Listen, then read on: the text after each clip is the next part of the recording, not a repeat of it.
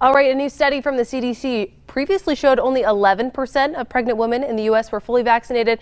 As of yesterday, that number now up to 22%. Just this week, the Society for Maternal Fetal Medicine and the American College of Obstetricians and Gynecologists came out and officially recommended the vaccine for pregnant mothers. Organizations like these two and the CDC agree in most cases there's no reason why pregnant women should not receive the vaccine. So why is the number of vaccinated pregnant women so low right there again at about 22%? Joining me to talk about it, Dr. Helen Feltovich, a maternal fetal medicine doctor with Intermountain Healthcare. Helen, thanks so much for being here. I appreciate it. Thank you for having me. This is such an important topic, and maybe one that's a little more controversial than it should be at this point. Why is it so important that these two large organizations that support pregnant women and their unborn children are making such a strong stance at this time? Because they are usually not so directive. So for the American College of Obstetricians and Gynecologists and the Society for Maternal Fetal Medicine, which is a society for high-risk pregnancy experts, to be so directive and come out and say pregnant women should get the vaccine, that's big. And the reason is because the societies are tracking the data, and every day the evidence grows that these vaccines are very safe in pregnant women. And this is in stark contrast to how much sicker pregnant women get if they get COVID. That's my next question, and maybe the headliner of this whole conversation is COVID-19 more dangerous for pregnant women? Much more dangerous. It is very, very clear that there's a 3 to 5 time increased risk for pregnant women to need hospitalization, ventilation, and even die. And there's even new emerging evidence that's about the untoward effects on their fetuses. It's so really interesting. Serious. That's very serious. Yeah. And I mean, it does make sense though. You know, this is a respiratory illness and a woman's respiratory system is already working way over time when you're building a human being inside of you. I have women in my life on both sides, some who have chosen to be vaccinated, some who haven't chosen to be vaccinated. I'm curious, as you are consulting with women in your practice, what do those conversations look like as you're advising them about the vaccine? You know, we just talk about the evidence.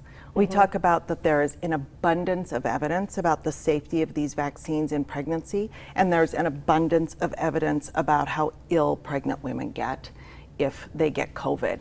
And when you look at that risk-benefit ratio, it's kind of obvious what the right thing to do is. Can we talk about where that data is coming from? Kind of the ethics surrounding studying, you know, pregnant women and their unborn children can be a challenging balance. All of the women who make up this research volunteered, you know, they willingly and you know, wanted to receive this vaccine. What does that mean that all these numbers are made up of people who took maybe what may have been a little bit of a risk at the time they were doing so?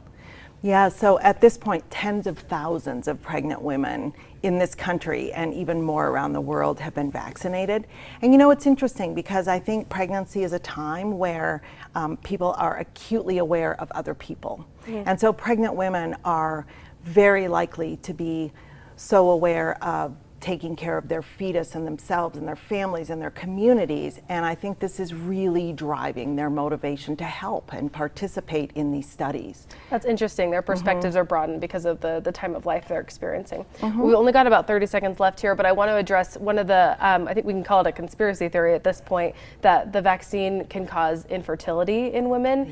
How do you address that when it's brought up in your practice? Oh, this one is so difficult. Like so many myths, it is purely based on fear and zero fact. So with my patients, we just talk about the facts, which are easy. There's zero evidence that this affects fertility. Where would you recommend that women go if they're watching this morning, trying to make the decision for themselves and their family? Where should they go to see the most accurate information available? You know, I recommend Google. I recommend consulting the internet. There's a lot of good evidence there, but also call your clinic, talk to people at your local health, your local county health department. These vaccines are available everywhere. In many cases, they're free. You don't have to show immigration papers to get the vaccine. They are widely available anywhere. Call me in my clinic at Intermountain Healthcare. Happy to guide you. Lots of helpful people in this conversation. Dr. Helen Feltovich with Intermountain Healthcare, thank you so much for being here this morning. Such an important topic. Good luck in all your work. Thank you, Sarah.